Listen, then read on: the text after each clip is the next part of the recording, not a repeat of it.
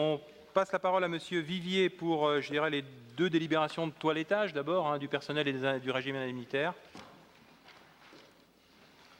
Donc, je ne blémis pas, mais j'ai 4 délibérations très classiques à vous présenter. La première étant la mise à jour du tableau des effectifs pour tenir compte de leur évolution. Vous en avez le détail. Qui vote contre? Qui s'abstient? Délibération adoptée à l'unanimité. La délibération suivante. C'est pour mettre à jour, petite mise à jour du régime indemnitaire pour rajouter une possibilité de régime indemnitaire pour les professeurs d'enseignement artistique quand ils exercent les fonctions de directeur d'un conservatoire à rayonnement communal. Merci. Qui vote contre? Qui s'abstient? Délibération adoptée à l'unanimité. Les tarifs municipaux.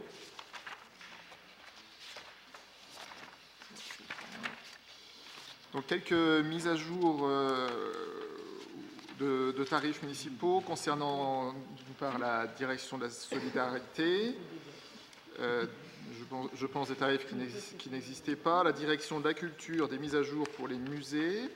Des nouveaux tarifs pour la rentrée de septembre pour le conservatoire à rayonnement communal.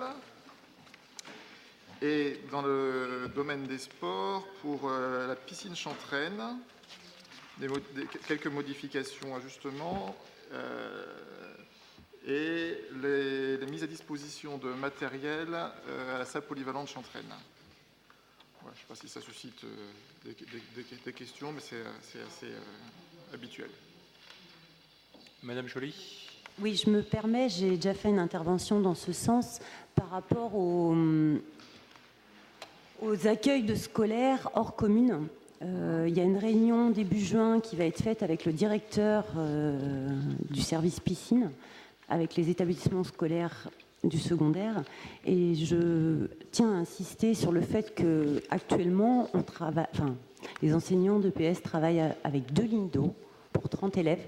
Je ne sais pas si vous êtes déjà allé à la piscine, nager dans une ligne d'eau avec 15 personnes. C'est des conditions qui sont déplorables. Et donc, si on pouvait être vigilant pour accueillir peut-être moins d'extérieur, mais que les secondaires soient accueillis dans des conditions favorables d'enseignement. Voilà. Merci. Merci de cette remarque qui permettra sans doute, on l'espère, sur ce sujet particulier comme sur beaucoup d'autres. On voit que Cherbourg a des équipements qui sont des équipements de centralité. Ça permet d'ouvrir aussi la discussion sur notre bassin de vie et sur notre agglomération pour faire en sorte que les équipements soient véritablement à la disposition des besoins de l'ensemble des populations et des clubs sportifs. Qui vote contre? Qui s'abstient? Délibération adoptée. Ah pardon, excusez-moi, vous avez des abstentions. Ok.